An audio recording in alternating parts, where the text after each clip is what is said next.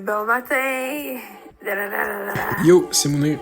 Je pense que je vais low-key juste écrire au ministère de la Culture sur Twitter. Je vais dire, yo, est-ce qu'on peut set up un meeting? Allô, moi, c'est Daphné. Ouais, mais elle m'oblige à regarder un film d'une heure sur un ours.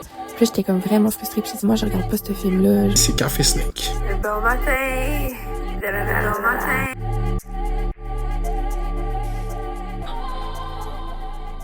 Bonjour à tous! Bonjour les Café Snakers. Les Café Snakers, bienvenue à Café Snake numéro 37. Merci à tout le monde qui écoute, qui s'abonne. Ça, c'est un épisode qui est disponible pour tout le monde. Juste vous rappeler qu'un épisode sur deux est disponible entièrement juste sur notre Patreon. Merci à tout le monde qui s'est abonné. Oui, merci beaucoup. Donc le Patreon, c'est patreon.com/Café Snake. Et pour le prix d'une bière sur une terrasse, vous pouvez avoir accès à tous nos épisodes. C'est Café Snake de printemps, là. De quoi tu vas parler aujourd'hui, Daphné? Donc, je vais parler de beaucoup de choses, mais mon segment, ça va être une méditation sur la radicalisation à travers, encore, je retourne sur Adolescence, la série très populaire sur Netflix, mais je vais aussi parler du nouveau documentaire en ligne de ContraPointe, la philosophe sur YouTube, et le documentaire Dear Kelly du documentariste Andrew Callahan. Et toi, Mounir, de quoi tu vas parler? Moi, j'ai appelé mon segment Minecraft Minions Mauvais. Donc, je vais parler de la sortie du nouveau film de Minecraft, du rôle, en fait, de Minecraft dans la culture web et la pop culture en général, à travers la sortie du nouveau film A Minecraft Movie qui est en salle. Donc, sans plus tarder, place au DJ News. Ta-da-da! Les tarifs sont appliqués aux avocats du Mexique. Regardez les magnifiques avocats. Ça vient du Maroc. Moi, j'ai jamais vu ça. Je sais pas si un jour je serai une resta. Pour l'instant, je mange les restes moi-même. C'est stop. Tu dédies ton album à toutes les chiennes. Oui. Délire, je le mérite comme un monde. Je fais les rangs, je vagabonde, je fais des sprints, petites restrades. Une deuxième journée consécutive, les élèves de l'école secondaire de Chambly ont manifesté hier. D'abord à l'extérieur, puis à l'intérieur. Les jeunes dénoncent un manque d'espace qui pourrait forcer la relocalisation d'un certain nombre d'élèves. Mon propre qu'est-ce que tu me fais? Je les mecs, qu'est-ce que tu me fais? Phrase par l'autre, je pas les restes, tu me plais. Je pas mes rêves, tu me plais. Phrase par l'autre, mes restes, tu me plais. Pas les restes, tu me plais. Mais qu'est-ce que tu me fais? Ok, les mecs, qu'est-ce que tu me fais? En passant, j'ai pas qu'à d'ops en prison. Je tiens juste à dire free mes ops. Yeah, je suis sous ça à ce point-là que je dis free mes ops. Parce que si mes ops sont en dedans, je peux pas m'occuper d'eux, tu comprends? Ça fait près d'une semaine que 2 personnes sont décédées lors d'interventions du service de police de la ville de Montréal et qu'on n'a toujours pas entendu la moindre déclaration ni de la mairesse Plante, ni du directeur du SPVM, Fadi Daguerre. Il y a une semaine, jour pour jour, dans le quartier Saint-Léonard à Montréal, tôt le matin, des policiers sont appelés pour une intervention auprès d'un homme en crise. L'intervention va mal tourner. L'homme a perdu la vie après l'altercation avec les policiers. L'homme s'appelait Abisai Cruz. Alors, il avait 29 ans, père de famille, père d'un jeune enfant. Des criminels sont au poste de police, là. Ils ont laissé mon fils sans son père. Il a 9 ans. Il sait plus comment exprimer sa douleur. Vous l'avez assassiné. Vous êtes des assassins. Et vous savez ce que vous avez fait. Les criminels sont au poste de police. Et on veut justice! Justice pour Abisai Cruz! C'est ça qu'on est venu faire aujourd'hui! On veut la justice pour Abisai Cruz! It's going to be Liberation Day in America, and it's going to be a day that hopefully you're going to look back in years to come and you're going to say, you know, he was right. This has turned out to be one of the most important days in the history of our country. Pour les gens qui n'ont pas Patreon, la semaine passée, j'ai annoncé qu'on allait avoir un nouveau segment qui allait s'appeler Carnival, qui est une revue hebdomadaire de la dernière semaine de campagne. Débat des chefs, c'est le 16 avril. En français, on va l'écouter sur ma chaîne Twitch. Merci à tout le monde qui était là pour quand on a écouté 5 chefs, une élection sur ma chaîne Twitch. Oui, même moi, je me suis prêtée au jeu. J'ai dû m'inscrire à Twitch et mon nom, c'est Daphné le Pingouin. Ouais, c'est ça. Donc, allez vous abonner au compte Twitch de Daphné. J'ai assisté à tout ça, là. C'était bien intéressant. Donc, c'était une semaine vraiment plus tranquille du côté de la campagne fédérale, surtout avec le fait qu'il y avait comme la grosse journée The Day of Liberation, comme dirait Donald Trump, où il a annoncé des tarifs sur presque toute la planète. Ça a vraiment monopolisé l'attention médiatique. Puis c'est ça, quand on est dans ce territoire-là de Donald Trump, des tarifs, on fait vraiment référence référence à Mark Carney qui met ses chaussures de premier ministre. Donc on fait une distinction entre Mark Carney, politicien, le chef du Parti libéral en élection, et le premier ministre. Ça paraîtrait normal s'il avait vraiment été élu premier ministre ou si même il était député, mais comme c'est un non-élu, c'est quand même weird de le voir quand CNN publie la réponse du premier ministre du Canada au tarif, puis là c'est Mark Carney. Ça va toujours être weird jusqu'à temps qu'il se fasse élire même comme député, de dire que c'est notre premier ministre. Lead us, Big Daddy. Comme diraient certaines militantes du Parti libéral. By building the strongest economy in the G7. And that's what we're going to do. But je trouve que Mark Carney, puis c'est pour ça que je vais review plus sa performance, parce qu'il était appelé sur une tribune internationale à commenter cette nouvelle que Trump impose des tarifs, donc là je vais juste vraiment plus critiquer sa réponse à ça. Je trouve qu'il utilise du langage vraiment aspirationnel, peut-être même épeurant, puis en même temps, tant qu'à moi, utopique, en disant que le Canada devrait remplacer les États-Unis, ou en disant que le Canada va, et là je cite, build the strongest economy in G7. Pas l'impression que comme c'est quelque chose même de souhaitable d'avoir l'économie la plus forte du G7, ou de reprendre le rôle des États-Unis comme chef impérial du monde. Je pense pas que c'est comme ça qu'on veut. Mais là, il a dit ça, puis on dirait que c'est comme un peu la provocation. Donald Trump, étrangement, l'attaque pas quand il fait ce genre de remarques-là. Fait que je trouve ça quand même intéressant que comme on est dans cette situation de 51e État pendant 2 mois, puis là, on a Mark Carney qui dit que non, il va pas back down aux États-Unis, puis qu'on va remplacer les États-Unis, puis Trump dit rien soudainement. La semaine a ensuite amené 5 chefs une élection à Radio-Canada. L'intelligence artificielle, si j'ai bien suivi, pour améliorer l'efficacité de la fonction publique notamment. Mais pour les gens, c'est un peu vague, l'intelligence artificielle, la productivité. C'est comme si c'était des baguettes magiques pour vous. Qu'est-ce que ça va changer dans la fonction publique, par exemple, l'intelligence artificielle? C'est un grand changement. Dans un sens, c'est une transformation de système de gestion de gouvernement parce qu'on cible les résultats, pas des dépenses. Encore une fois, je le redis ici parce que la semaine passée, je l'ai dit uniquement sur Patreon, mais le traitement que les journalistes ont donné à Carney est tellement le jour et la nuit comparé à tous les autres partis. Puis souvent, on va faire cette espèce de binaire. On va juste s'arrêter à commenter comment le traitement médiatique du Parti conservateur vis-à-vis le traitement médiatique du Parti libéral à Radio-Canada. Mais moi, je pense que c'est généralisé à tous les partis. Puis comme on va voir le plus tard, là, avec Daphné parler du Parti vert, c'est vraiment avec le NPD, avec le Bloc, mais aussi, il faut le dire, même si c'est pas les affinités politiques des gens avec le Parti conservateur. Je pense que les 5 premières questions à Pierre Poilievre étaient par rapport à Mark Carney, où est-ce qu'on nommait directement Mark Carney. Je trouve que ça fait juste alimenter, encore une fois je le redis, ça fait juste alimenter la polarisation, puis je pense juste que ça alimente un sentiment anti-Radio-Canada. En plus, cette semaine, il y a Mark Carney qui a annoncé que Radio-Canada CBC avait besoin d'encore plus de financement à la hauteur de 140 millions de dollars. Je veux juste souligner aussi, à part Sébastien Bovet dans 5 chefs une élection, qui a quand même essayé, même réussi à quelques reprises à confronter Mark Carney par rapport à ses activités professionnelles. Vous avez placé vos actifs dans une fiducie sans droit de regard, vous respectez donc la loi,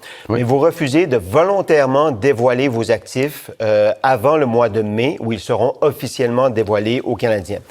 Pourquoi les Canadiens iraient voter pour vous sans connaître la nature de vos actifs? Le reste était presque tout centré autour des États-Unis. Puis je trouve que la classe médiatico-politique essaye de nous psy-up, à nous faire croire que la plus grosse préoccupation, notre plus grosse préoccupation, ce serait les États-Unis. Mais personnellement, ma plus grosse préoccupation, c'est mes conditions matérielles. Si ce qui se passe aux États-Unis va avoir le plus grand effet sur mes conditions matérielles, c'est important que je le sache. Faut me l'expliquer. Il faut pas juste me le dire. Puis je trouve que les médias, ils nous parlent des États-Unis sans arrêt. C'est la question de l'urne. C'est qui... Ils nous disent ça, là. La question de l'urne, c'est qui va être en mesure de faire face à Trump. Tenir tête. Ouais, puis j'ai l'impression qu'on se fait imposer cette question de l'urne quand tu te promènes, quand tu dis non, le logement, il y a beaucoup de gens, ça va être l'immigration, il y a beaucoup de gens que ça va être les services publics. Il y a plein d'enjeux au Canada. Il y en a, ça va être l'environnement, il y en a, ça va être peu importe quels enjeux qui sont intérieurs, qui sont nationaux. Mais là, on nous dit dans les médias que non, les tarifs que Trump veut imposer, ça va vraiment nuire à l'économie canadienne, c'est vraiment important. Mais je trouve qu'il y a comme une erreur d'éducation, de vulgarisation sur comment ça va avoir un aussi gros impact. Je comprends que ça va causer de l'inflation, je comprends que ça va vraiment nuire aux chaînes d'approvisionnement, ça va nuire aux compagnies d'aluminium, ça va nuire à l'industrie de l'auto en Ontario. Je comprends toutes ces choses-là, mais je pense justement, on est en remise en question, on sort de 10 ans de Justin Trudeau, puis on peut pas vraiment vraiment avoir une élection avec un nouveau chef libéral qui va dire c'est quoi les nouvelles préoccupations du Canada, c'est quoi que ça devrait être le futur du Canada, mais c'est juste vraiment dans l'immédiat Donald Trump. Si on donne un mandat majoritaire à Mark Carney ou à Pierre Poilievre, Donald Trump va plus être président quand ça va être les prochaines élections au Canada. Fait que je trouve pas que ça devrait être ça nécessairement l'emphase, puis on va blâmer Pierre Poilievre de parler d'enjeux intérieurs, ça stimule plus sa base parce qu'ils ont ils ont cette réaction de faire ben non, nous on parle de qu'est-ce qui préoccupe vraiment les Canadiens. Puis je pense que cette idée-là du spectacle politique, du rassemblement qui est vraiment mis de l'avant par la campagne de Pierre Poilievre est directement sorti du playbook à Trump. Aussi, noté sur Pierre Poilievre, il a ajouté des nouveaux éléments de langage dans ses discours cette semaine, ça a vraiment été prononcé. Il a commencé à nous parler de l'horloge biologique des femmes de 36 ans, ce qu'il disait pas du tout avant. 36? Ouais, il dit 36. Nice. Je sais pas quel démo qui cherche à séduire avec ça. On sait qu'il est déjà très impopulaire chez les femmes. Le Parti libéral a essayé de lean dans qu'est-ce qu'ils ont essayé de faire avec J.D. Vance, avec le weird, le creep. Dire que lui qui parle des corps des femmes, des horloges biologiques, c'est comme weird puis creepy. Ben, je pense que c'est surtout une affaire de, tu sais, comme oui, on aimerait ça avoir les moyens pour certaines. Si c'est ça le rêve, le désir d'avoir des enfants, d'avoir les moyens de faire des enfants, mais souvent dans les politiques conservatrices, on met de l'avant la natalité, mais on donne pas aux femmes le moyen de conserver, mettons, leurs droits au travail, tu sais, ou avoir des congés de maternité payés, ou bien avoir des garderies abordables, ou bien avoir des logements abordables. Puis c'est ça, puis il est mis devant cette contradiction parce que dans les 10 dernières années, Justin Trudeau a quand même transposé le modèle des CPE partout au Canada en offrant des garderies, un programme de garderie à 10$ par jour, l'assurance dentaire qui va être déployée chez plus en plus de gens au Canada. Puis c'est toutes des choses pour lesquelles Pierre Poilievre va voter contre, mais en ce moment, il dit qu'il va les garder. Fait que c'est comme, il y a comme une espèce de contradiction où est-ce que, oui, ces programmes publics coûtent beaucoup d'argent puis ils contribuent au déficit du Canada, puis Pierre Poilievre était contre à ce moment-là, mais vu que maintenant, ils font partie de la vie de beaucoup de citoyens du Canada, ben, il est forcé de dire que comme non, on va conserver ces programmes pour lesquels j'ai voté contre. Mais justement, parlons de baisse des impôts, là, qui est souvent entendu, compris comme étant une mesure populiste. Moi, j'ai vraiment trouvé ça intéressant, l'élocution du chef du Parti vert, Jonathan Penneau, là, quand on regardait, c'était quoi le... 5 chefs, une élection. Ouais, durant l'émission 5 chefs, une élection à Radio-Canada. Et full disclosure, Jonathan Penneau, je le connais, j'ai déjà pris des bières avec, il est très sympathique. Vous aviez des amis en commun. C'est ça, exact, ça influence peut-être ma vision du personnage, mais j'ai quand même vraiment apprécié, tu sais, son speech, puis lui propose, avec son parti, justement, d'éliminer l'impôt fédéral pour des revenus inférieurs à 40 000 $. Et là, ça m'intéresse. Ça, c'est le genre de baisse d'impôt qui me parle. Parce que qu'est-ce que ça fait? Ça va justement toucher les gens qui en ont besoin de cette baisse d'impôt-là. Donc, quand tu fais 40 000 $ et moins par année, 3 000, 4 000 $ que tu aurais à donner au gouvernement canadien à la fin de ton année, ça fait une méchante différence. Il propose cette mesure-là, il propose aussi d'augmenter l'impôt pour ceux qui sont très riches. Pour les compagnies, il veut augmenter l'impôt pour les exact. compagnies. Fait que moi, je vois ça, vraiment, c'est formuler quelque chose de vraiment très, très, très réaliste, intéressant, puis qui, justement, va toucher les gens qui sont à faible revenu. Quand il en a parlé de ça, là, je veux dire, je vais mettre l'extrait, mais quand il en a parlé à Radio-Canada, il s'est fait rabrouer par Céline Galipo. Rapidement, vous proposez des baisses d'impôts qui priveraient le Trésor public de 50 milliards de dollars. Est-ce que c'est vraiment réaliste? On n'a absolument pas l'intention de priver le Trésor public de quelques deniers que ce soit, Madame Galipo. On veut augmenter la taille du Trésor public. On va se rappeler qu'on est en période de crise. Dans les années 40-50, les entreprises canadiennes étaient taxées à des taux de 50-40 % d'imposition. Ça a diminué sous les années Chrétien. Sous Harper, on a descendu ça à 15 %. Là, c'est demeuré à 15 % sous M. Trudeau. On veut ramener ça à 21 %, aller chercher l'argent. Mais vous savez qu'il y a beaucoup de gens qui vont penser que c'est pas très sérieux. Mais je pense que ce qui n'est pas très sérieux, c'est de continuer sur cette lancée. Merci beaucoup, M. Penneau, d'avoir participé à notre émission. Merci, Mme Galipo. Merci, bonne campagne à vous. Vous verrez qu'il y a beaucoup de monde vont penser que c'est pas sérieux. Puis là, une de mes pages Instagram préférées, Queer Medium Saignant, que je vais mettre dans les notes de l'épisode, qui a vraiment bien, je pense, résumé tout ce qui s'est passé. Donc, je peux vous lire des extraits. Donc, nous vivons dans un monde où un politicien qui propose des mesures pour rééquilibrer quelque peu les taux d'imposition en faveur des moins nantis est considéré comme un fou, qui rêve en couleur. Il a vraiment littéralement ri de Jonathan Penneau en ondes, alors que, à mon sens, c'était comme un discours totalement crédible et cohérent. Il y avait rien de fou là-dedans. C'est quand même particulier de voir à quel point la réserve journalistique, elle est vraiment, c'est un double standard. Dans quelle mesure t'as eu une réserve journalistique à ce moment-là? Parce qu'elle s'est shelter, elle a dit... vous êtes conscient que beaucoup trouveraient ça ridicule, ou elle a dit comme si elle partageait une opinion qui n'était pas la sienne. Vous êtes conscient que beaucoup de Canadiens trouveraient ça ridicule. Ben oui, j'ai bien compris que de la façon qu'elle a tourné sa phrase, elle prenait pas la responsabilité de ses propos. C'est un bon exemple, en fait, du traitement médiatique de beaucoup d'enjeux très, très importants, très, très sérieux. Un bon exemple aussi qui fait en sorte que peut-être des jeunes qui ont justement des difficultés à payer leur loyer ou même à trouver un loyer abordable peuvent décider d'arrêter de regarder les nouvelles à Radio-Canada. C'est ce qui finit notre segment Carnival. Merci, Monet. On va trouver un thème sonore à Carnival. Ça va être Carnival de Kanye.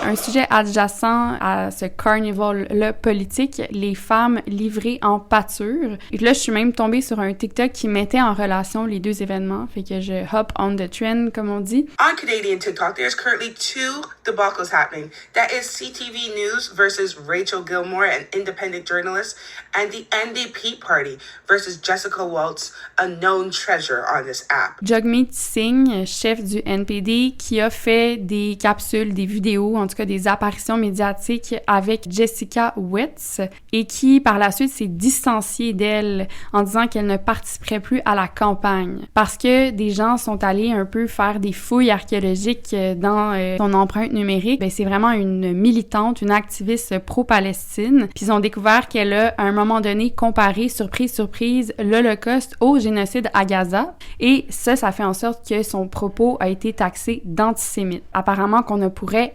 absolument pas comparer quelque chose à l'Holocauste. À la place de soutenir cette femme-là, ils se sont complètement distanciés d'elle. Ça me fait penser aussi à Rachel Gilmore, donc journaliste indépendante canadienne. Elle s'était faite engager par CTV pour faire une espèce de segment de vérification des faits à l'émission matinale de CTV Your Morning. Et puis là, il y aurait eu une campagne vraiment de trolls, de conservateurs, des pressions conservatrices en ligne notamment, pour qu'elle n'apparaisse plus à l'émission. Rachel Gilmore, elle a un peu la même posture que Taylor Lorenz aux States par rapport aux haters, disons, de la droite sur Twitter. Donc, elle a généré vraiment beaucoup de haine par ses prises de position pendant la pandémie qui s'est pas estompée. Là, les gens gardent ça sur le cœur. Ils détestent encore Rachel Gilmore par rapport à ses prises de position sur la COVID et traînent cette haine peu importe quelle opportunité professionnelle elle va avoir. CTV cède aux pressions conservatrices et a limogé la journaliste. Et là, il y a quand même un bon article que j'ai découvert dans Le Soleil qui a été écrit par la journaliste Pascale Lévesque que je vais mettre dans les notes. Et c'est ça, on apprend toutes sortes de choses là-dedans. On donne la parole à Rachel Gilmore. Ce que moi, j'ai à dire là-dessus, c'est que souvent, je trouve que dans les médias ou même, là, on peut considérer le NPD comme une espèce d'organisation médiatique dans le contexte d'une campagne électorale, mais on va s'allier à des voix intéressantes, des voix qui génèrent de l'engagement, des voix nécessaires, mais des voix qui sont vulnérables pour toutes sortes de raisons. Et quand ces voix-là sont attaquées, on refuse de les protéger. Je trouve que ça reflète quand même bien mon expérience dans les médias traditionnelle. Plusieurs fois, je me suis pas sentie protégée pour toutes sortes de raisons. J'avais pas l'impression que mon intégrité était une priorité. Tu sais, le fait que je sois une femme, puis aussi une femme qui a l'air plutôt jeune, puis j'ai commencé à faire de la radio, j'avais à peu près 26-27 ans. Tu sais, mon image publique, elle est beaucoup plus facile à discréditer que celle, par exemple, d'un ministre qui serait assis par exemple, à côté de moi. J'assois pas mon autorité de la même façon, j'impose pas le même respect. Fait que c'est important aussi, justement, de prendre ça en considération. L'autre chose que je remarque aussi, c'est que quand on est une femme ou le représentant d'une autre forme de pression, par exemple, on va être la seule personne de couleur noire autour d'une table, ou on va être la seule personne handicapée autour d'une table, trans autour d'une table, on s'attend à ce qu'on ait un mot à dire tout fait lorsque la question du racisme ou du sexisme ou du capacitisme ou de la transphobie surgit. Alors que les gens, les hommes à cravate à côté de moi, ils ont rien à dire puis on n'attend pas à ce que ces hommes-là prennent la parole. J'ai préparé un segment sur la technologie, l'intelligence artificielle. J'ai vraiment travaillé fort pour mettre ça en mots, pour être succincte, pour faire passer un message. Et là, boum, on me demande de commenter quelque chose à brûle-pourpoint, de livrer un petit speech pro-féministe pour nuancer les paroles dégueulasses qui fusent autour de moi. Mais je suis pas payée pour ça. Puis c'est comme si, tout d'un coup, j'étais appelée à jouer un double rôle. Et c'est pas ma chronique qu'on veut entendre, c'est souvent ça que j'ai senti. C'est pas ma chronique qu'on voulait vraiment m'entendre faire. C'est vraiment simplement le fait que j'étais une femme jeune autour de la table et j'arrivais là pour nuancer, pour représenter une forme de diversité. Des fois, je pense, les médias, que ça soit à la radio, à la télé, c'est pas nécessairement une place qui est facilement habitable. Du moins, c'est pas pour tout le monde. Surtout pas pour les personnes qui sont déjà vulnérables. Puis si au moins je pouvais dire, tu sais, genre, OK, je vais subir cette adversité-là, je vais genre prendre mon trou parce que ça me permet de payer mon loyer, etc., ben je le ferais peut-être, mais le problème, c'est que la paix ne justifie pas la chandelle, genre, c'est rikiki, les rémunérations qu'on reçoit dans les médias. La prise de parole en direct aussi, c'est une performance qui est hyper stressante, c'est pas évident pour moi. Je suis une intellectuelle, oui, une écrivaine, une essayiste, mais je suis pas une actrice, je suis pas une humoriste, je suis pas une queen de l'improvisation. Je trouve que c'est un travail qui demande toujours une préparation, en fait, parler dans un micro. Puis quand on m'appelle aussi, ça m'est arrivé souvent cette année. Par exemple, je recevais des textos, des appels manqués à 7h du matin pour que je prenne la parole, mettons, à Radio-Canada Québec ou je sais pas trop, pour commenter soit une prise de position ou un article qui était sorti dans la presse que j'avais écrit.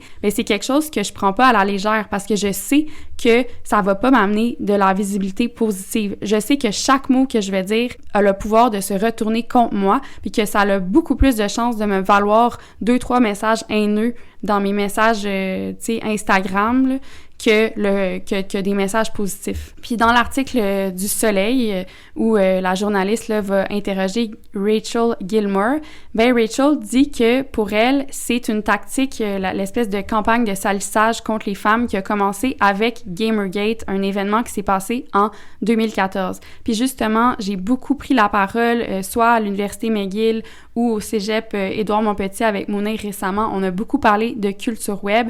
Puis à chaque fois, je demande est-ce que vous connaissez Gamergate? Personne connaît Gamergate. Personne n'est capable de me résumer qu'est-ce qui s'est passé il y a 10 ans. Par opposition à ça, la première question que les professeurs vont demander, c'est comment faire pour contrer la désinformation? Comment faire pour enseigner aux jeunes à bien consommer leur information, à pas tomber dans des pièges de désinfo. Je pense que justement, la littératie numérique, ça commence non pas en dénigrant nécessairement ce qui se passe en ligne systématiquement, mais justement en comprenant l'histoire du web. En comprenant, par exemple, Gamergate. Qu'est-ce qui s'est passé durant Gamergate? Parce que c'est un moment très important dans l'histoire du web, l'histoire sociale du web. Et c'est là que se sont organisées notamment des grandes campagnes de salissage sexiste qui, aujourd'hui, sont encore très présentes, qui ont évolué aussi. Quand on parle aux étudiants puis qu'on leur demande qu'est-ce que l'astroturfing, c'est pas de savoir si c'est vrai ou faux ou si c'est AI ou non, c'est vraiment de comprendre stratégiquement les tactiques qui sont employées pour disséminer l'information. L'astroturfing, c'est en gros, c'est manipuler les statistiques ou l'engagement d'une publication sur Internet ou d'un mouvement sur Internet pour créer l'impression qu'il y a beaucoup d'ampleur ou qu'il génère beaucoup d'attention. Astroturfing, à la base, c'est un terme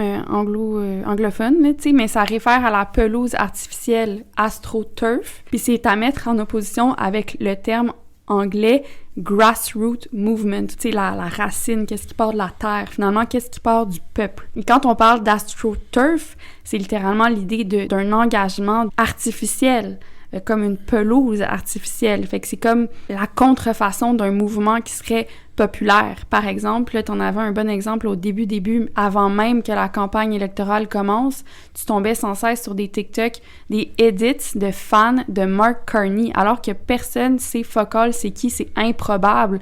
Tu sais, c'est vraiment prédominant dans le discours ambiant, que ça soit dans les médias ou même les gens qui ont peur, qui ont peur du futur, qui veulent protéger leurs enfants, leurs élèves, leurs étudiants.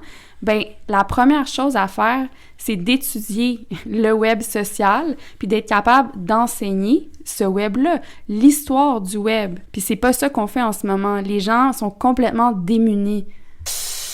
Juste pour revenir brièvement, là, c'était une semaine de 1er avril, puis j'ai l'impression qu'il y a une tendance que j'observe depuis quelques années. J'ai sous l'impression que le poisson d'avril, c'était une célébration qui perdait en momentum, qui était de moins en moins respectée, mais depuis, j'ai l'impression que depuis même peut-être la COVID ou l'année après la COVID, toutes les compagnies, puis surtout tous les politiciens nous font des poissons d'avril, les uns les plus élaborés que les autres. T'sais, tout ça a commencé parce que j'ai vu une vidéo de l'influenceur, créateur de contenu Farnell Morissette, vidéo où est-ce qu'il était comme juste vous dire que peu importe la rumeur qui circule sur moi, je vais pas l'adresser, je vais pas le dire. Il a publié ça genre le 31 mars, mais à 11h50, fait qu'il il a même pas été à temps pour le 1er avril, puis tout le monde lui disait dans ses commentaires.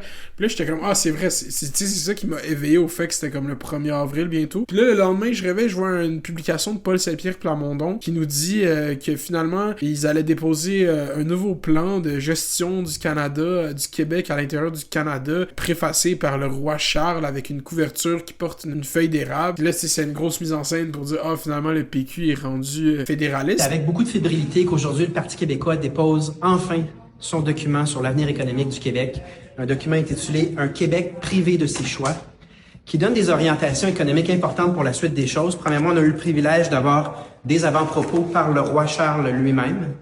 Et essentiellement, ce qu'on décrit, c'est un avenir dans le cadre duquel on ne pourra pas décider par nous-mêmes sur tout ce qui touche notre économie. Enfin, les décisions vont être prises en fonction de d'autres intérêts que les nôtres. D'ailleurs, on en fait parvenir aujourd'hui une copie à Mark Carney qui semble être la meilleure personne pour le mettre en œuvre. Puis là, j'ouvre Twitter, puis j'oublie un peu que c'est le 1er avril, et là, je vois une publication de Maxime Bernier qui dit après avoir consulté Pierre Poilievre, nous allons unir nos forces puis nous présenter sous une seule bannière, fini la division de la droite au Canada. Puis là, j'étais comme complètement chamboulé. J'ai envoyé ça à Daphné, j'ai envoyé ça à plein de gens. J'étais comme, yo, Maxime Bernier puis Pierre Poilievre sont enfin ensemble, qu'est-ce qui va se passer? Puis finalement, je me rends compte que c'est un poisson d'avril. Je me suis tellement fait avoir. Puis là, je me disais, c'est vraiment... Puis après, toutes les compagnies, toutes les startups, il y avait même plein de discours sur TikTok que les compagnies devraient pas faire des poissons d'avril élaborés sur plusieurs semaines. Mais cette espèce de reprise institutionnelle des poissons d'avril, Daphné m'avait envoyé une publication de la ville de Laval. C'est rendu... J'ai l'impression que moi, quand je suis au primaire, où elle a fait le poisson d'avril, tu collais des poissons dans le dos du monde, genre, c'était une affaire de même. Là, c'est comme rendu méga déploiement. On a engagé Cossette pour faire notre poisson d'avril, ça a coûté 50 000 $. Je suis comme, qui que ça aide? Qui aime ça? Ce bout de DigiNews, c'est un pur éditorial. Ça pourrait être une chronique de Joseph Facal, mais genre, je crois vraiment que c'est... Justement, j'ai déjà été en ondes aux côtés de Joseph Facal. Ouais, c'est ça. Mais c'est ça, je trouve ça juste cringe. C'est ça le mot, en fait. Ben ouais, c'est ça. Moi, j'ai noté que la réalité semble dépasser la fiction de toute façon, de jour en jour. Chaque bout de contenu que je regarde, par exemple, chaque publication Instagram qui défile sous mes yeux quand je scrolle sur Instagram, tu sais, j'ai toujours une méfiance face à ce que je regarde. Je vais toujours consulter les commentaires maintenant pour voir si est-ce que ce que j'ai consommé, c'est du contenu synthétique ou bien c'est vraiment quelque chose qui existe. Tu sais, j'ai toujours... J'arrive pas comme à donner finalement à croire. Fait qu'on dirait que cette année, ça tombait peut-être un peu à plat, surtout dans une ère post-ChatGPT, to be honest. Là. J'ai même vu un commentaire qui allait dans ce sens-là de la journaliste Vanessa Destinée là, sur Instagram. Fait que c'est comme si notre hyper-réalité faisait en sorte qu'on était dans une overdose de contenu déjà ambigu, déjà à des poissons d'avril non-stop. Peut-être que ça participe au désenchantement du 1er avril, des canulars. Mais c'est ça, puis surtout que c'est repris totalement par la caste, là. C'est les entreprises puis les politiciens, là. C'est zéro... ton ami a fait un poisson d'avril, il a annoncé que ça en allait vivre 1 an en Australie, ben non, c'est une joke, là. Moi, c'est ça qui me fait rire, c'est qu'il y a du budget de marketing mis sur des poissons d'avril. Ils ont sûrement fait 6 meetings, 2 heures, ils ont fucking chit-chat pendant les 30 premières minutes, puis comme, qu'est-ce que t'as fait aujourd'hui à la job? J'ai élaboré mon poisson d'avril, moi, fonctionnaire ou travailleur de marketing pour une compagnie.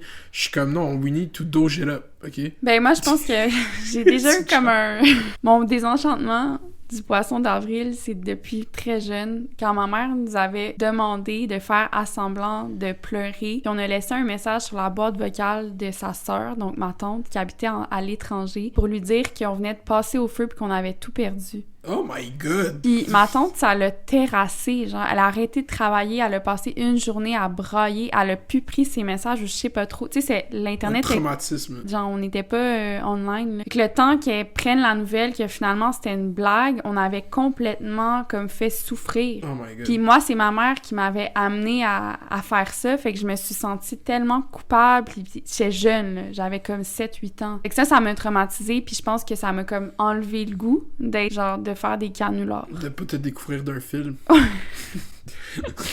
Oui, aussi.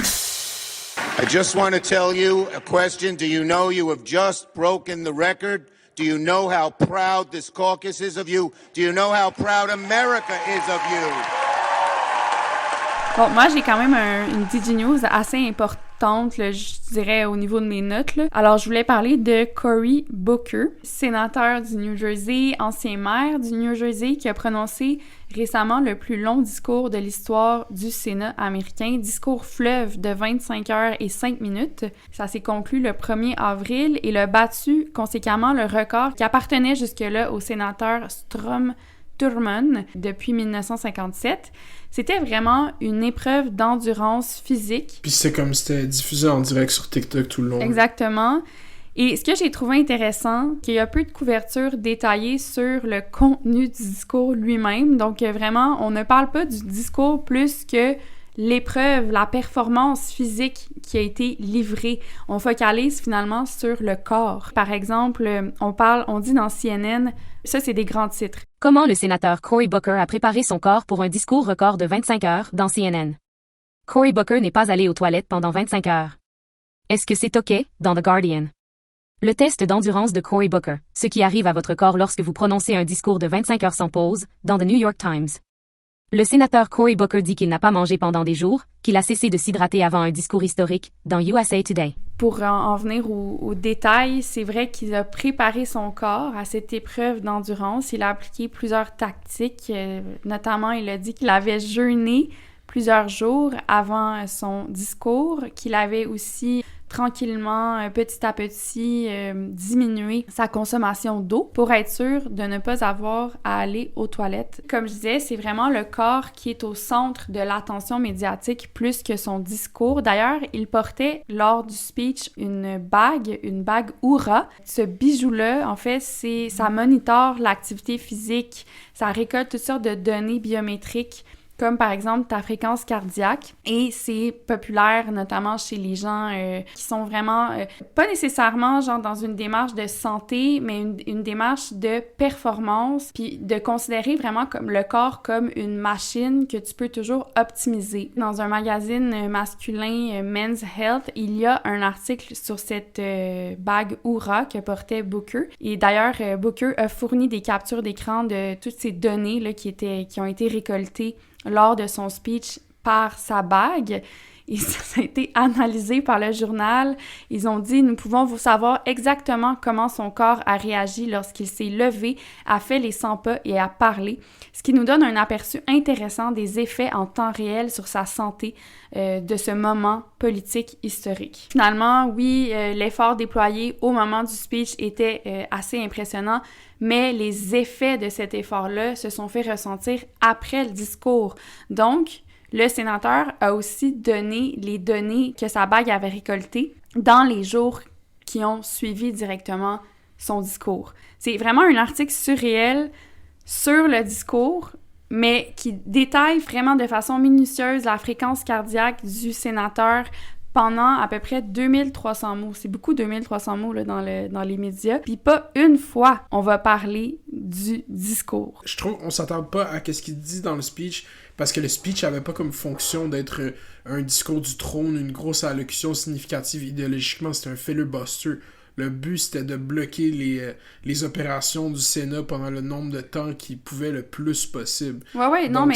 Qu'est-ce qu'il disait dans son speech n'était pas nécessairement important. Là. C'était juste Trump bad, Elon bad pendant 25 heures entre loups. C'est ça, j'ai compris ça aussi, mais je trouve ça intéressant d'analyser la couverture médiatique. Il compare finalement l'effet de ce speech-là sur son corps à un sport que tu connais bien, le football. Puis Puis là, il se rappelle justement quand il était au college en Oregon, puis qu'il jouait au football, puis ça, fait que ça lui permet aussi d'ancrer sa parole dans quelque chose de très américain. Je voulais juste faire un lien avec ce que j'ai nommé dans Café Snake le diaper discourse, parce qu'on voit qu'il y a beaucoup de choses qui sont reliées non seulement au sphincter, parce qu'on parle vraiment du fait qu'il n'est pas allé aux toilettes pendant 25 heures, mais surtout au contrôle des orifices. Donc, le contrôle du corps devient vraiment une façon de performer aussi son aptitude à exercer une forme de pouvoir. C'est quand même intéressant parce qu'il faut que tu penses que si c'est ça, l'image qu'on développe médiatiquement du pouvoir, ben clairement, ça l'évacue beaucoup, ça l'élimine beaucoup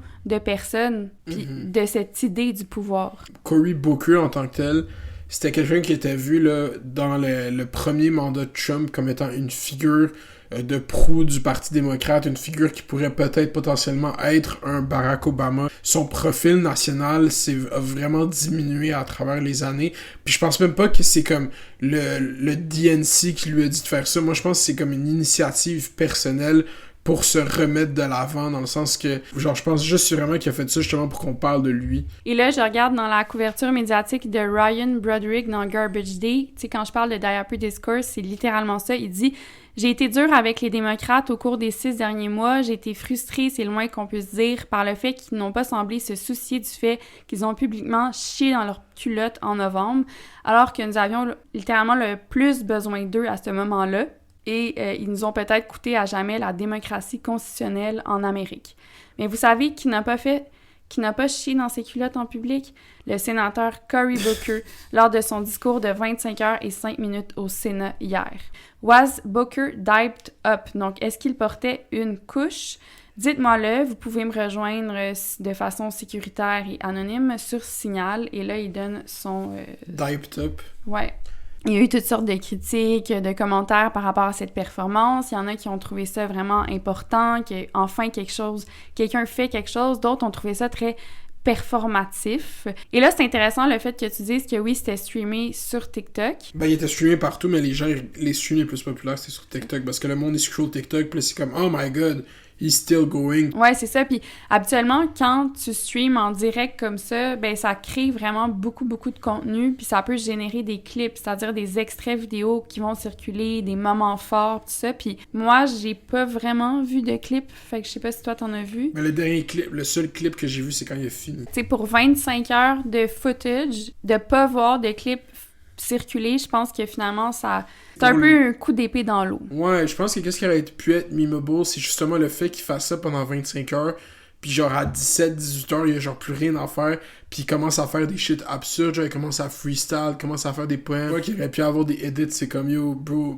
doesn't even know what to say, là, puis là ça devient il y a des edits drôles de ça, genre, mais comme non. L'espèce de confluence du streaming puis de l'épreuve d'endurance, ça me faisait beaucoup penser à la logique des sub-bâtons dont on a déjà parlé dans Café Snake. Ouais, dans l'épisode Viande et sub-bâtons qui est disponible juste sur Patreon. Ce qui est pas présent finalement dans cette performance-là, c'est vraiment l'interaction avec le public, parce que ce qui est intéressant dans un stream, c'est l'idée de faire participer ceux qui regardent, donc la co-construction d'un discours. On n'est pas simplement passif en tant qu'audience, on ne fait pas que recevoir de l'information, on participe à la générer. Pourquoi ne pas faire ça? Un sub-bâton Twitch avec, par exemple, Bernie Sanders ou AOC, ça serait non seulement une façon de faire circuler des idées, mais aussi d'entendre ce que l'électorat potentiel démocrate a à dire.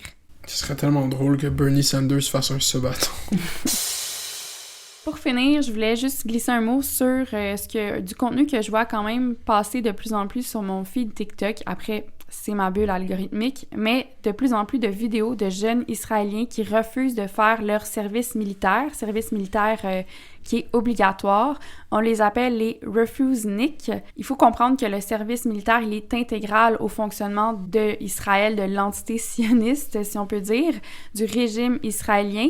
Et là, quand on refuse de faire ça, ben on fait un séjour en prison. Je pense que la sentence maximum, c'est 5 sentences de 30 jours consécutives. Et là, il y a même une organisation qui existe qui s'appelle Refuser Solidarity TV Network qui est publié là, il y a même pas 2 semaines un article qui disait « We are on the brink of mass refusal ». Il y a comme un mouvement dans la jeunesse israélienne de refus de participer au génocide. Après ça, peut-être que c'est marginal, j'imagine que c'est l'est. C'est intéressant si un groupe de civils doit refuser l'apartheid ou ce régime-là d'apartheid. Je me dis que ce sont bien les jeunes parce qu'ils ont hérité de ce système-là. Ils sont nés là, donc ils ne l'ont pas choisi. Je pense qu'ils ont vraiment cette liberté, peut-être même ce devoir de refus. Après, il y a beaucoup de conséquences. La prison, c'en est une, mais j'imagine que c'est pas la seule parce qu'il y a aussi tout le rejet peut-être social qu'on peut vivre quand on décide de faire ça. C'est comme les layers d'endoctrinement puis de propagande dans laquelle t'es présenté depuis que t'existes, en fait, fait en sorte que, pour nous, cette réalisation, elle a l'air évidente que c'est un régime d'apartheid qui devrait avoir le devoir de s'opposer, mais pour beaucoup, en fait, c'est une conception complètement contraire de la situation qui les place, eux, en victimes. Fait que c'est comme difficile de déconstruire ça, je pense, aussi. C'est ça. Minecraft had a truly insane weekend at the box office. Here are all the records it broke with just flint and steel. Ok, donc mon segment Minecraft Minions est mauvais. Je voulais parler de Minecraft parce que je pense que Minecraft a grandement affecté la culture web de plusieurs façons qu'on va explorer aujourd'hui, mais comme grandement influencé la culture web. Ce segment est aussi pour parler du nouveau film qui vient de sortir dans l'univers de Minecraft qui s'appelle A Minecraft Movie en anglais ou en français, un film Minecraft. C'est réalisé par Jared Hess, qui a réalisé notamment Napoléon Dynamite. Le film met en vedette Jack Black, qui est comme devenu le de facto acteur pour ce genre de film à propriété intellectuelle. Vous pouvez le voir l'année passée dans le film de Mario. C'est vraiment la plus grande mode depuis les 10 dernières années, c'est qu'Hollywood récupère des propriétés intellectuelles qui vont faire du nostalgia farming, en fait, qui vont s'assurer d'avoir qu'une propriété dans laquelle ils vont investir des centaines de millions de dollars va avoir des fans déjà qui vont être garantis peut-être potentiellement d'aller au cinéma tant qu'à investir dans un nouveau script ou dans un script original. Il n'y a pas de prise de risque. C'est ça. Pour les gens qui connaissent pas Minecraft, c'est un jeu multiplateforme qui est originalement sorti sur PC en 2009. C'est un jeu qu'on dit sandbox. Ça veut dire que c'est un monde dans lequel tu peux créer de tout et de rien. Tout est quadrillé en blocs. Il y a différents matériaux dans le monde, différents animaux, items et écosystèmes. Le but du jeu à la base, c'est de survivre, construire, et avec le temps, ils ont rajouté une quête principale qui est de tuer le dragon. Mais c'est pas vraiment ça le but du jeu. Tu peux la faire si ça te tente. C'est pas tant important, mais je le dis pareil, juste pour que vous compreniez. Une des choses qui est intéressante avec Minecraft, oui, avec la description que je viens de faire, ça semble être un jeu assez simple, mais c'est justement le contraire. Minecraft est un jeu très complexe. Il a sa propre physique, ses propres mathématiques, et avec les années, c'est devenu encore plus complexe. Un exemple que les gens souvent connaissent pas puis qui sont surpris d'apprendre, c'est que dans Minecraft, tu peux, grâce à la redstone, reproduire des circuits électriques et créer des systèmes somme toute assez complexes à l'intérieur du jeu. C'est quoi la redstone? C'est un matériau dans Minecraft qui va être utilisé un peu comme dans la vraie vie, comme du filage électrique, mais c'est de la redstone. Par exemple, quand j'étais au cégep, j'étudiais en sciences informatiques et mathématiques, notre prof de programmation nous avait donné l'autorisation de remettre un projet de logique binaire directement sur Minecraft, donc construire un mini-circuit qui est capable de répondre à des questions, par exemple, si l'interrupteur est allumé, donc la lampe s'allume, une espèce de petit circuit logique de même que tu pouvais créer directement dans Minecraft. Là, ça a l'air vraiment basique, mais c'est comme plusieurs choses dans Minecraft. C'est comme un peu l'éthos du jeu. C'est que Minecraft a juste à mettre des mécaniques simples en place qui fonctionnent selon certaines règles, et c'est les utilisateurs qui atteignent le plein potentiel de ces mécaniques-là. Donc oui, moi j'ai été capable de faire un petit circuit pour allumer une lampe avec de la redstone, justement. Okay. Mais il y a des gens, par exemple, qui ont construit un ordinateur immense où on peut voir un écran. Tu peux voir les projets au complet sur YouTube. Je vais le mettre dans les notes de l'épisode. Qu'est-ce qui est intéressant aussi, c'est qu'un des aspects clés de Minecraft et de sa culture, c'est que rien que je viens de dire est expliqué dans le jeu. Surtout quand le jeu était sorti il y a 15 ans. Il n'y a pas de tutoriel dans le jeu, il n'y a pas d'instruction. Tu commences dans Minecraft. Donc, c'est comme du essai-erreur. Ouais, mais donc qu'est-ce que tu fais quand tu as 10 ans puis tu veux trouver comment faire quelque chose dans Minecraft? Tu trouves un cheat code. Ben, tu cherches sur YouTube.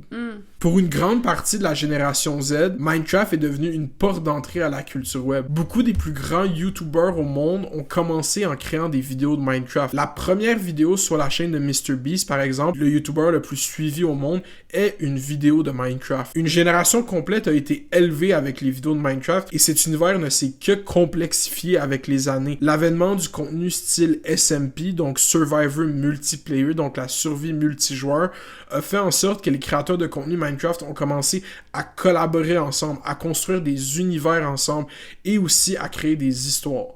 Je pense que tout ça a culminé, puis là c'est vraiment un quick genre crash history de Minecraft. Tout ça a culminé avec la création du Dream SMP pendant la pandémie. Le Dream SMP était un univers multijoueur autour du YouTuber Dream, qui a été pendant un moment le joueur de Minecraft le plus populaire au monde parce qu'il faisait des vidéos de style speedrun, il essayait de tuer le dragon le plus rapidement possible. C'était un format de manhunt où est-ce que des gens essayaient de le tuer pendant que lui essayait de terminer Minecraft. Donc c'est devenu extrêmement populaire en 2019, en 2020, et il a créé le Dream SMP. C'est quoi? C'est un univers? C'est ça. C'est un univers multijoueur autour de lui où plusieurs YouTubers les plus populaires de la scène de Minecraft interagissaient, créaient des personnages et faisaient des guerres les uns contre les autres, et tout ça en direct sur Internet. C'était une des communautés les plus engagées que j'ai jamais vues sur Internet. Honnêtement, sur Twitter, sur Instagram, sur YouTube, ça générait des millions et des millions de likes, de vues, ça générait de la discussion sur Twitter. C'était un coin complet de l'Internet, le Dream SMP. C'était un espace en ligne qui était rempli de très jeunes adolescents et adolescentes.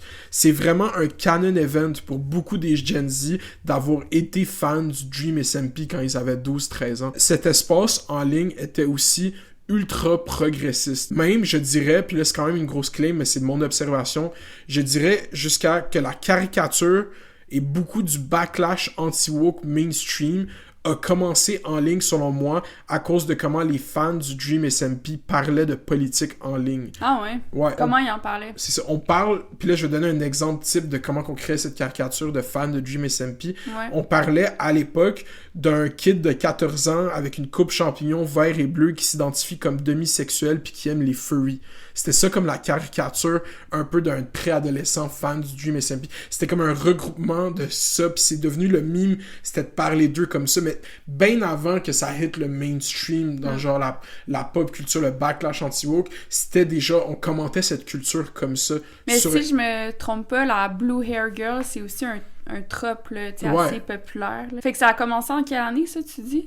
Ça a piqué pendant la COVID. Là. OK. Début COVID? Ouais, début COVID. Parce qu'après, ultimement, tous les créateurs qui étaient impliqués dans le Dream SMP se sont fait dénoncer pour certaines formes de grooming ou par des... Comme il reste presque aucun créateur du Dream SMP qui est encore actif. Ah ouais? Il y avait beaucoup de fanfiction. Tu sais, c'était un corner de genre... c'est quoi déjà le site de fanfiction? Là? Wattpad. C'était... Mais il y avait beaucoup de lore. Il y avait beaucoup de lore, puis une des parties intégrantes de ça, puis quand ça pique, c'est que le personnage principal, le protagoniste du Dream, portait un masque. Il avait jamais révélé son visage, on entendait juste sa voix.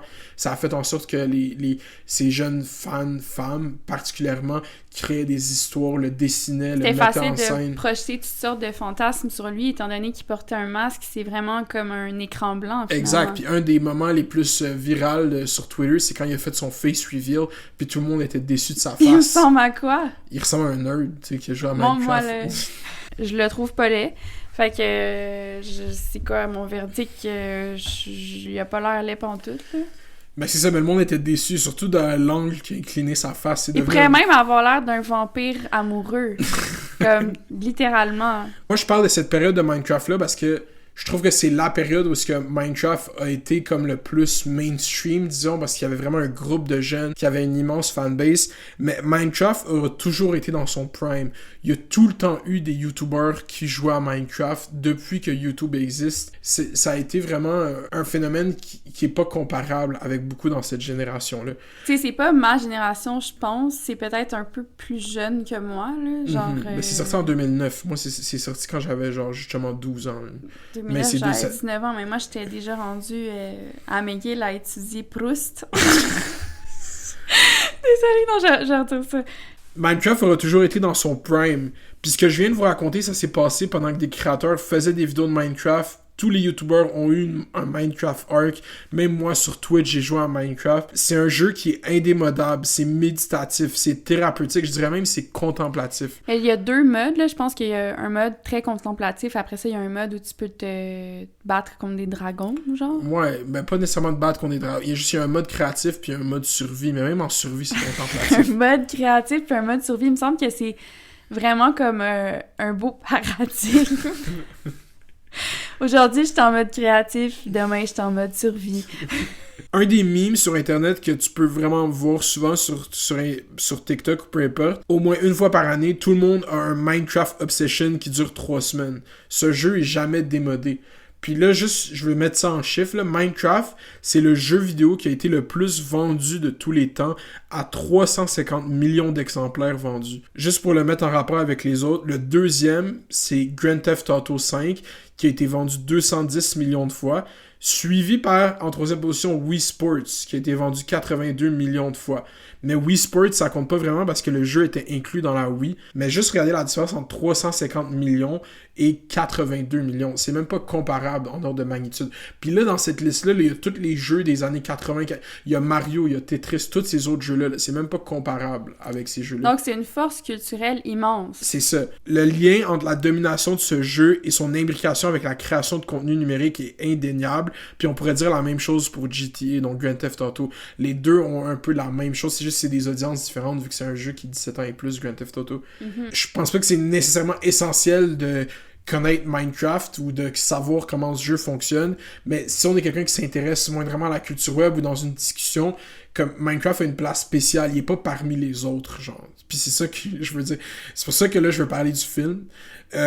Ouais, c'est ça, le film sort, c'est le un film flop. est sorti vendredi dernier. Ok. Mais moi, j'ai surtout vu l'espèce de promo McDonald's, là, puis les gens qui développaient des balais, des petits cadeaux, des petites figurines Minecraft, qui étaient en fait ce sont des skins qui peuvent scanner puis utiliser dans le jeu. C'est ça, parce que Minecraft, à la base, c'est parti d'un projet de une personne avec son équipe, je pense qu'il s'appelle Notch, c'est ça son username, je connais pas son nom exactement, qui a ensuite vendu Minecraft à Microsoft. Donc, Minecraft appartient à Microsoft. Donc, c'est ça. Après tout ce lore-là, ça nous amène au film A Minecraft Movie, un film que vraiment personne a demandé, parce qu'il y a déjà des meilleurs films, tu sais, t'as vu Grand Theft Hamlet, mais il y a déjà des films qui ont été faits dans Minecraft aussi. Mais d'ailleurs, je le recommande encore, là, c'est un bon film. Grand Theft Hamlet, j'ai beaucoup aimé. Mais là, comme vous comprenez, on tente de faire du fanservice à la propriété intellectuelle la plus populaire des 15 dernières années. Au lieu d'être un flop comme ça l'aurait dû l'être, parce que toutes les critiques sont unanimes, le film est mauvais, l'histoire est générique, les effets spéciaux sont mauvais, ben les fans du jeu ont juste décidé, ou juste les fans de mimes en général, lui ont donné le même traitement qu'ils ont donné à un autre culte classique. Les fans de mimes en général. Ouais, pour vrai. Lui ont donné le même traitement qu'à un autre culte classique des temps modernes qui est Minions 2. Ah ouais. C'est-à-dire prendre l'opportunité de la sortie d'un film qu'on pourrait qualifier d'enfantin et le traiter ironiquement comme si c'était un masterpiece. Un chef-d'œuvre. Exact. Dans le cas de Minions 2, tout ça a commencé dans des commentaires sur TikTok où les gens trouvaient ça tellement ridicule que les Minions aient un deuxième film qui est à la base déjà un spin-off de la série Détestable Moi qui a déjà 4 films qui en était justement à ses débuts quand cette génération était le public cible, soit des petits-enfants qui là maintenant étaient des jeunes hommes ou des adolescents en fin d'adolescence. C'est pour ça qu'ils sont allés voir le film en soupe. Exact, c'est ça. Donc, ils considéraient ça absurde que ces films continuent à sortir. Ils se sont dit ironiquement et mimétiquement que la façon d'aller voir du aussi grand cinéma que Minion 2 était en suit au cinéma. L'équipe de marketing du film a récupéré le meme. MrBeast a fait des vidéos là-dessus où il a rempli une salle de gens en suit. Ils ont même contacté le rappeur Yeet qui a fait une chanson spéciale pour les Minions. Sa musique servait de soundtrack au meme. Et voilà, le film a été un immense succès au box-office. Une situation assez similaire est en train de se produire avec Minecraft parce qu'avant la sortie du film, une version du film avait leak sur internet. On pouvait y voir des moments assez cringe où les personnages ont des répliques qui sont des références à Minecraft mais vraiment malaisantes. Et maintenant le meme est de se présenter au cinéma et de donner des standing ovations à des scènes. Les gens ont commencé à filmer ces applaudissements dans les cinémas à des lignes comme Chicken Jockey ou Let's Mine, then Craft, Let's Minecraft. Oh my god. Genre... C'est ça le scénario. Ça a été généré par ChatGPT. Je sais pas, mais il y a des lignes. Tu sais, let's mine then craft, let's Minecraft, c'est comme crazy cringe. Allons bricoler, allons miner, allons bricoler miner. Ok. C'est ça? Non, mais. Enfin... Brico miner. Ouais. Miner brico. Miner brico. C'est ça, Minecraft. Ouais. Les vidéos circulent énormément sur Internet, ce qui a attiré encore plus de gens au cinéma.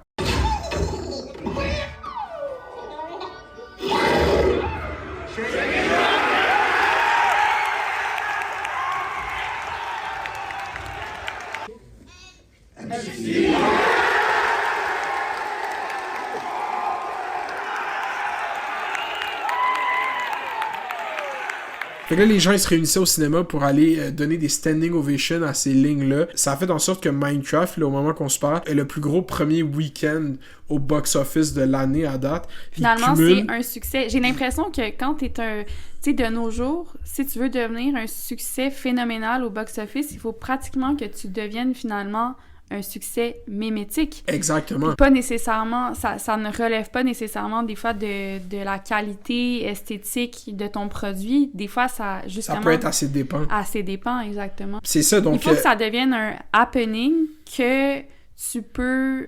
puis à travers ce happening-là, si tu participes à ce moment, tu génères du contenu, toi aussi, tu rejoins la mouvance, la tendance. Donc, il faut qu'il y ait un espèce de prétexte pour que tu ailles voir ça, puis que tu puisses rejoindre une communauté. Exact. Donc, le film a fait 157 millions en vente de billets au Canada et aux États-Unis, puis internationalement, au total, il a fait 301 millions à la première fin de semaine, qu'est-ce qui est un succès. Il y a même une headline, je pense, de Hollywood Reporter qui dit « The hit Hollywood desperately needed ». Mais là, c'est poche parce que qu'est-ce que ça l'envoie comme signal à Hollywood? C'est continuons de verser dans, je sais pas moi, le même, finalement. Recrachons les vieux classiques, ne prenons pas de risques, continuons d'exploiter des grandes... comment tu dis ça? Propriétés intellectuelles. Des grandes propriétés intellectuelles, alors que ça devrait pas ça... Ben, c'est que ça dépend, parce que je pense que aussi Hollywood revient à... Tu sais, on parlait de ça dans un épisode précédent, mais le fait que justement Anora ait gagné le score, qui a pas juste gagné un Oscar, mais qui a gagné 5 Oscars, que ce soit un nouveau studio qui a publié le film Neon, que ce soit Sean Baker qui a écrit le film, réalisé le film, puis monté le film, il y a comme... Au niveau de Hollywood, je trouve que c'est moins récompensé de faire du cinéma à propriété intellectuelle. Il y a une grosse critique de ça, même dans toutes les tables rondes de réalisateurs qu'il y avait avant les Oscars. On voyait que les réalisateurs, eux aussi, avaient une espèce de dédain pour la réalisation de films inspirés de propriété intellectuelle. Tu sais, à part le Christopher Nolan qui va faire Odyssey, tu sais, je veux dire, Coralie Fargeau qui a été fucking récompensée pour Substance, qu'elle a écrit elle-même. Je pense qu'il y a quand même un courant qui va de l'autre bord, là. Je pense que c'était vraiment de quoi des années 2010 avec le succès de Marvel, le succès des films de comic book. Là, le fait que Marvel s'effondre puis que leurs films sont plus populaires, je pense que c'est un meilleur indicateur de où est-ce que Hollywood va aller, qu'il y a vraiment une demande pour du cinéma original, du cinéma d'auteur, des grandes idées de science-fiction originales. Moi, je suis pas contre les adaptations de livres. Là, leur gros courant, c'est vraiment les jeux vidéo, tu sais, en fait. Mais c'est pas que ça, là. J'imagine il y a des grands classiques, mettons, de mon enfance, comme Le Roi Lion, qui vont être refaits... Qui a déjà été refait, Le Roi Lion, là. Refait ad vitam aeternam, là. Tu sais, genre, en 3D, et maintenant, c'est live motion. C'est ça, parce que là, ils viennent de sortir la Snow White. Nous, en français, c'est quoi? Blanche-Neige. Blanche-Neige. J'allais dire La Belle au Bois dormant. C'est quoi La Belle au Bois dormant? C'est juste pas ça. Ok. C'est un autre affaire? Un autre affaire. Je pense qu'il faut que tu relises tes contes de fées. Ouais, c'est ça. Puis ça a été un flop, ça aussi, là, mais ça, ils mettent ça sur le dos de l'actrice qui aurait été problématique ou trop woke. Là, mais... C'est pas justement... Moi, ce que j'ai lu, c'est qu'au contraire, cette actrice, c'est le clou du spectacle, c'est la bonne performance, c'est ce qui retient l'attention. Mettre la faute sur elle. Évidemment que on la back pas, mais ça revient à ce que je te disais là, dans les DG News. Ouais. Hein, les femmes, les personnes vulnérables, quand elles deviennent contentieuses, là, c'est pas un mot en français, mais tu sais, quand elles représentent un risque, qu'est-ce qu'on fait? L'expression française, c'est « livrer en pâture »,« throw under the bus ». Donc c'est ça. Je suis même sûr que dans quelques jours, les gens vont dire que finalement, le film, c'est un classique, puis que oui, on joke, mais c'est du génie, puis ils sont contents d'être allés le voir. C'est vraiment c'est vraiment le même pipeline, le Love to Meme pipeline que j'avais expliqué dans l'épisode de Café Ciné qui s'appelle De flux et de sueur. C'est cette progression qu'on a pu voir pour Fugueuse ou qu'on a vu pour Addison Rae ou peu importe. C'est cette même progression, puis je pense que c'est très important d'en comprendre qu'est-ce qui se passe avec Minecraft. La culture aussi, puis juste comprendre les parce mouvements que même culturels. le mouvement culturel, tu sais, c'est pas juste en ligne, là, parce que quand on parle de culture web, finalement, on parle de culture. Même les mouvements politiques, des fois, ça part comme un meme, puis après ça devient sérieux. Donc, c'est tout. C'était mon exposé sur Minecraft. Ben merci, Mounir. C'est full intéressant. Mon segment s'appelle « Méditation sur la radicalisation et les écrans ». Pas trop original, disons. Mais puisqu'on a parlé d'adolescence, quand même de façon succincte là, dans notre épisode précédent, moi, je l'ai relativement critiqué parce que je trouvais que, oui, ça parle d'un petit garçon comme ça qui s'est tout d'un coup radicalisé, mais on dirait que la radicalisation, elle est mal expliquée, elle apparaît comme un genre de phénomène presque magique, là, où les écrans, ou son écran, ou son ordinateur personnel qui est dans la chambre apparaît tout d'un coup comme un élément toxique, un poison qui l'a contaminé presque de façon passive, comme si, en présence des écrans, on se radicalisait simplement à leur contact. Les discours qui circulent mettent beaucoup de l'avant une sorte de déterminisme technologique qui fait fi de beaucoup d'autres choses, je pense. J'allais relire des articles sur la série. On parle de Andrew Tate et aussi des incels. Mais c'est ça que je trouve qui est drôle avec cette série. On fait juste nommer Andrew Tate dans une réplique, dans un épisode. On dit Andrew Tate and shit. On n'explique rien, puis toi, tu me dis, puis je pense que je suis d'accord avec toi, que Andrew Tate, en ce moment, il est pas très central dans la culture, surtout auprès des jeunes hommes. Mais même lui-même, il dit sur Twitter, les gens qui le font vivre algorithmiquement en ce moment, c'est les médias qui le dénoncent. Il y a aucun motion. Il y a personne qui est comme qui a les notifications sur qu'est-ce que Andrew Tate dit. Là. Ou même les incels, j'ai l'impression que c'est un phénomène de comme il y a 10 ans, pas que le sexisme puis le masculinisme, ça n'existe plus, mais c'est juste plus un terme qui est tellement... Ils sont tous devenus néo-nazis. C'est ça le arc maintenant. Okay. C'est plus le incel arc. Je pense vraiment que cette série, elle a été faite pour qu'on voit comme juste une perspective. T'sais, on dit qu'on parle de radicalisation des hommes, mais cette série elle parle vraiment de la réaction des parents à la radicalisation d'un jeune homme. Même l'épisode 3 qui parle vraiment de l'interrogatoire, qu'on essaye d'aller au fond de son psyche, il explique pas vraiment qu'est-ce qui se passe, le kid. Fait que c'est vraiment... Je comprends ton point de vue, mais la façon qu'on traite médiatiquement ce documentaire-là dans les médias, par exemple, juste un article là, qui sortait, boom, sur la CBC, le grand titre, c'est « What can adolescents tell us about the radicalization of teen boys? » Donc, c'est vraiment, le focus est mis sur qu'est-ce que cette série révèle sur la radicalisation des jeunes. Même Martine Delvaux, elle a écrit un article dans la presse, on n'est pas masculiniste, on le devient. Ouais, ce que je suis en train de décortiquer ici, c'est pas nécessairement le discours de la série, plus que comment on le reçoit médiatiquement. Le métadiscours. Je vais pas faire un gros exposé, là, comme j'ai dit, je vais essayer de faire ça vraiment bref, mais j'ai regardé le nouvel essai YouTube d'environ 3 heures d'une philosophe que j'aime beaucoup, ContraPoints, pour ceux et celles qui la connaissaient déjà, ou Natalie Wynn. Elle a sorti une vidéo sur le complotisme, les théories du complot, Conspiracy, vraiment intéressante. Et j'ai aussi écouté un documentaire nouveau d'un autre documentariste américain, Andrew Callahan. Je vais mettre tout ça dans les notes. Il s'appelle Dear Kelly. Ce documentaire-là tourne aussi autour de la radicalisation. Bref, j'ai regardé tout ça et il y a certaines bribes d'informations, de contenu qui ont particulièrement retenu mon attention, puis je voulais en parler dans Café Snake pour essayer de peut-être problématiser et nuancer tout ce discours sur la radicalisation. Parce que même moi, dans un contexte scolaire, que je sois dans une université ou un cégep avec Mounir ou sans Mounir, c'est une question qui revient énormément. Tu sais, comme on arrive pour parler de culture web, puis les gens nous disent « mais comment on fait pour empêcher la radicalisation? » Si on avait comme une solution à ça, genre, sérieux, on serait riche. Il y a un extrait dans Conspiracy que j'ai particulièrement apprécié qui remet en question comment on traite la désinformation dans les médias, souvent par le biais de la vérification des faits, donc fact-checking, l'idée de débunker ce qui est faux. Et c'est souvent comme ça que les médias, finalement, abordent aussi la culture web. Peut-être de moins en moins, mais je pense que ça demeure dominant.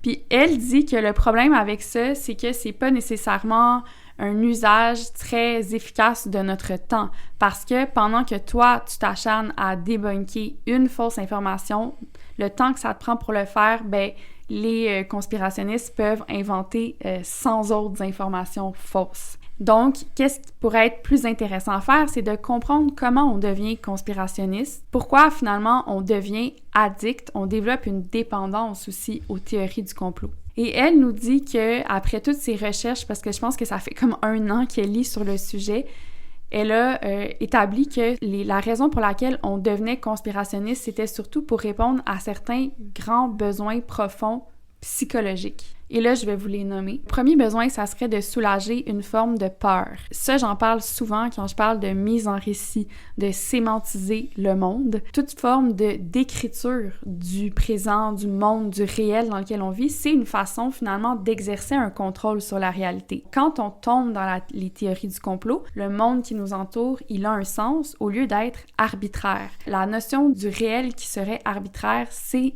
éminemment épeurant. Donc, quand on pense que tout arrive pour une raison, comme par exemple avec la religion, la spiritualité, j'en ai parlé aussi dans un autre épisode, évidemment que ça nous rassure. Donc, ça vient répondre à un de ces besoins-là. Ensuite, elle dit que ça viendrait répondre à un inflated self-esteem, que moi je traduis par un besoin de se sentir important. Donc, selon beaucoup de chercheurs qui s'intéressent aux théories du complot des conspirationnistes, cette idée d'avoir accès à un savoir secret, caché, d'être la personne qui pense par elle-même, qui se laisse pas faire, qui questionne le système.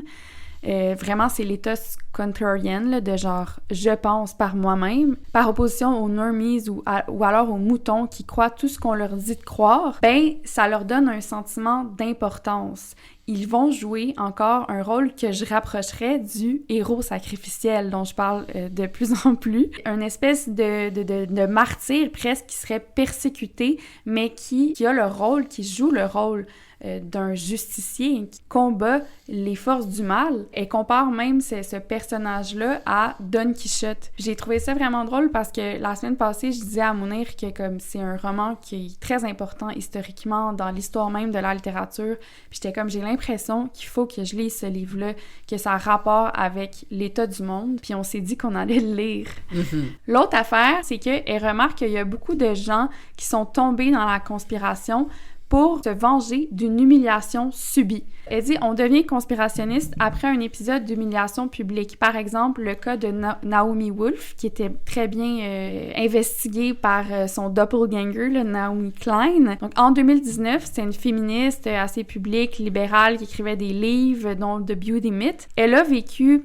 une humiliation publique où elle était en entrevue à la BBC. On l'interrogeait sur son livre et là, le journaliste l'interroge sur la validité d'un des arguments centraux dans son livre et réalise qu'il y a eu une confusion dans la terminologie juridique de la part de Naomi Wolf qui fait en sorte qu'elle a mal compris le terme et elle a construit tout son livre autour de ce terme-là. C'est quoi le terme? Je sais pas, mais c'est ça qui est arrivé. Et là, du tout au tout, elle a basculé, elle est devenue conspirationniste et juste comme crinquée as fuck. I became a conservative overnight. Conspiracism appeals to people who feel humiliated because it externalizes blame and casts you as the hero fighting back. 2,000 years ago, had a guy called Jesus sat here and said these same things, you would still be laughing. It's really, really funny that we've not really moved on that much. Of course, for everyday, non-celebrity conspiracists, the source of that humiliation might be more subtle. It could be a divorce, losing a job, or just a feeling that your life didn't turn out the way you wanted it to. J'ai dit le N-word.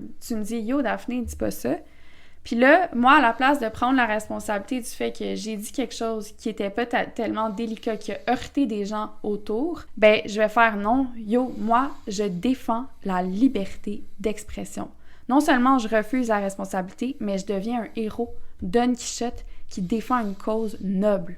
La liberté. Évidemment, on voit ça chez les hommes qui se sentent même humiliés par la modernité elle-même, par la reconfiguration du travail, des sphères économiques, qui jouent plus le même rôle qu'ils jouaient avant. Mais, pis ça, je trouve ça intéressant parce qu'on en parle vraiment pas souvent. Elle dit qu'il y a beaucoup de femmes qui vont tomber dans les théories du complot à travers la pipeline de la médecine alternative, la culture du bien-être, toutes les trucs. Juste la maternité aussi. Ouais, mais pourquoi ils font ça? Parce que elles auraient vécu des expériences humiliantes et frustrantes avec des professionnels de la médecine mainstream. Moi, j'ai vécu ça non-stop, surtout bizarrement avec des gynécologues. Tu vis finalement un traitement qui est misogyne et là, tu t'intéresses à la médecine alternative. C'est la pipeline qui t'amène vers les théories du complot. Puis elle dit qu'il y a aussi beaucoup de femmes qui ont adhéré à QAnon, par exemple, à cause d'une rhétorique à la MeToo qui reprenait beaucoup de discours, finalement, qu'on peut entendre dans des sphères féministes où on expose des « quote-unquote » grands criminels sexuels, ou même on dit qu'on sauve les enfants. Moi, ce que je trouve qui est central, c'est que quand on fait partie de cette réécriture du monde-là, c'est vraiment une entreprise d'écriture. Puis ça, je trouve ça intéressant en tant que littéraire. Ben, ça fait en sorte qu'on a l'impression que nous, dans le monde, on est important. We feel like we matter. Puis c'est tellement central puis fondamental. Ouais, pour avoir vraiment obsessé over, mettons, les gens qui questionnaient les mesures sanitaires pendant la pandémie, je regardais vraiment beaucoup de leurs lives. Puis moi, qu'est-ce que je voyais le plus, c'était la communauté. Mm-hmm. C'était l'aspect social de la chose en pleine pandémie. Les gens se retrouvaient dans ces lives, dans ces chats, dans ces manifestations, dans ces rassemblements. Puis il y avait une forme de communauté qui était très présente, d'entraide. Le dernier besoin, ou en tout cas la dernière explication qu'elle amène, c'est le déni des privilèges. Fait que, comme on sait, le discours des privilèges, le discours des woke, on participe tous à un système d'exploitation à divers degrés. C'est pas parce qu'on est des monstres, mais c'est parce qu'on des fois, c'est une inertie passive ou c'est juste parce que c'est dans le système dans lequel on vit. Ça peut nous faire vivre la honte, la culpabilité. But acknowledging that is emotionally difficult because it makes you feel guilty, it makes your persecuted martyr persona look ridiculous, and it burdens you with obligations to other people, God forbid. Conspiracists, on the other hand, always assure you that you are at the bottom of the pyramid. You are here. This validates your pain and sense of victimhood, and it protects you from having to consider that you may in some way be involved in the oppression of other people. Fait que le fait d'être dans une théorie du complot, ça valide finalement toute la souffrance que tu peux ressentir, parce que souvent, les théories du complot, ils disent que t'es en bas de la pyramide, puis qu'en haut, il y a une espèce de mastermind, de chef qui va diriger le monde, un peu comme un marionnettiste avec ses marionnettes. Il n'y a pas de mention directe des écrans, ni même de la technologie dans l'explication que donne ContraPoints, contrairement au discours qu'on entend souvent dans les médias mainstream. Je pense pas qu'on doit évacuer pour autant le rôle de la technologie ou l'affordance de certaines plateformes qui vont favoriser certaines prises de parole au détriment de d'autres, mais je pense qu'il faut vraiment essayer de s'intéresser à la culture générale, at large. Ce qui m'amène au documentaire Dear Kelly du cinéaste Andrew Callaghan qui enquête sur la vie d'un bonhomme, Kelly Johnson, un patriote qui a participé à un rassemblement de White Lives Matter qu'il a rencontré en 2021. Il se met à obséder un peu sur cette figure en se penchant finalement sur les antécédents, les croyances de Kelly Johnson, puis en se demandant, pourquoi il s'est radicalisé vers l'extrême droite. On apprend que même avant d'adhérer à QAnon et tout ça, Kelly a commencé sa descente aux enfers, ou même sa descente complotiste, parce qu'il a perdu sa maison. Sa maison a été saisie par un prêteur privé d'argent nommé Bill Joyner. À partir de ce moment-là, c'est comme si sa vie avait dégringolé. Ce que j'ai trouvé intéressant dans le documentaire, notamment, c'est l'importance des conditions matérielles dans cette espèce de radicalisation-là. Puis là, on nous dit, par exemple, au tout début du documentaire, que parmi les émeutiers au Capitole, le 6 janvier 2021, 60% avaient déclaré faillite, 50% d'entre eux avaient des dettes sévères et 20% avaient récemment perdu une maison. Donc ça, c'est quand même révélateur, je trouve, comme statistique. Puis il y a comme cet effet-là où finalement, il y a comme tu vis une crise très matérielle. Puis c'est dans juste les statistiques que tu viens de donner, c'est pas parmi tout le monde qui était là, c'est parmi eux qui se sont fait arrêter. Donc c'est les seuls qu'on a pu vérifier leurs antécédents. Là, on sait pas tout le monde qui était là-bas. Je vais pas en dire plus sur le film, mais pour revenir à la question que les deux films posent finalement, ou même que les enseignants ou toutes sortes de gens se posent, c'est comment choisir sa diète informatique aujourd'hui. Comment même influencer les jeunes, comment les guider. Je vais mettre un extrait d'une entrevue avec Joshua Starella, qui est un artiste, puis aussi qui est un chercheur du web, et le documentariste Callahan. This is interesting, right? Because we're in this crisis of legacy media. You don't trust the narratives that are being told to you. and you kind of need some trustworthy source to interpret the events of the world. Yeah. Right? To some degree, we both fulfill this role where like look at things that are happening and then report back to people. But what are the criteria? What makes legitimacy and trust in the people that we find in social media? Like, how does someone choose you versus like, I don't know, Kai Cenat or like the next guy, for example? Yeah. Like, what makes you trust in a personality to interpret the world? I think that one, a consistent track record of not lying to people, but I think two, the future of trust in media is people being more transparent about their biases. Part of the problem and the distrust with legacy media in general is that when you're in journalism school, when you're being trained as a formal journalist, they teach you that you are objective, that you're going to be a part of the fourth estate, and you're not supposed to feel any kind of way. You're supposed to be like the supreme bearer of truth-telling. But the fact is, nobody is objective. Yeah. Everybody is biased because they're conditioned by the way that they grew up. Like we're talking about with me growing up that way. If I grew up somewhere else and had a different set of circumstances, I might have a totally different political perspective. So the future isn't more objectivity. It's people just being transparent about their own biases and how they stand on things. Part of the distrust about legacy media is they would never tell you they were slanted. No. Bill O'Reilly's no spin zone. You know what I mean? Like Anderson Cooper 360. Like what bias? We're telling you how it is. Yeah. And so it was like this double gaslighting vector chamber where people are like, what the fuck? You guys are biased. Tu sais, on parle de crise des médias, crise de la confiance, post-truth, post-fact. Il y a cette idée aussi que quand on écoute des médias traditionnels, là, je vais prendre l'exemple de Radio-Canada, puis qu'eux se déclarent comme étant le pilier de la vérité, de l'information neutre, des faits. De l'objectivité. Mais évidemment que il y a une dissonance cognitive. On a l'impression de se faire gaslighter. Puis ça m'amène à juste revenir sur un statut Facebook que j'ai écrit juste pour finir. Personnellement, je rêve d'un média traditionnel, numérique, whatever, qui prend position en faveur des droits de l'homme. De la personne. Qui est transparent par rapport à sa politique, sa prise de position. Puis dans cette même ordre d'idées-là, je suis tombée sur l'espèce de politique éditoriale d'un magazine que je lisais beaucoup au début de ma vingtaine, qui s'appelle The New Inquiry, donc des essais un peu intellectuels sur divers sujets d'actualité, de politique, d'art. Et eux disent « We've never pretended to live in a world where neutrality was affordable, let alone morally defensible. » Fait que je pense que dans l'univers politique, médiatique dans lequel on vit, non, je pense pas que la neutralité est quelque chose de possible, mais c'est même pas quelque chose à laquelle on devrait éthiquement aspirer. Voilà, c'est tout. Let's go! La recommandation culturelle, moi et Daphné, on est allés à la projection de la série Libre dès maintenant, qui a été scénarisée par Guillaume Wagner puis réalisée par Patrice Laliberté. Moi, je suis vraiment un grand fan de Patrice Laliberté. Là, c'est lui qui a réalisé le premier film québécois financé par Netflix, qui s'appelle Jusqu'au déclin. J'ai aimé la série, je vous la recommande, elle est disponible sur l'extra de tout.tv. Je pense que c'est quand même at the crossroads, genre entre Friends, puis c'est pas vraiment Euphoria, mais c'est comme le même espèce de vibe qu'on essaie de recapturer, mais pas vraiment Euphoria, là, mais je trouve que c'est une série où est-ce qu'on a 5 protagonistes qui sont dans la milieu vingtaine, début vingtaine, qui vivent tous en colocation. Je trouve que le langage, les dialogues sont vraiment bien faits, puis c'est brillamment réalisé par Patrice Laliberté. Donc j'ai vraiment aimé les 4 premiers épisodes, j'ai hâte de voir la suite, puis je pense que c'est une de ces séries québécoises qui pourrait avoir le potentiel de bien fonctionner chez les jeunes. T'as aimé ça, toi, Daphné? Ouais, j'ai aimé ça. Ça m'a vraiment fait penser à mes années en colocation. Tu sais, comme à un moment donné, tu les vois tous en cercle, gratter la guitare puis chanter « Motherfucking Asshole ».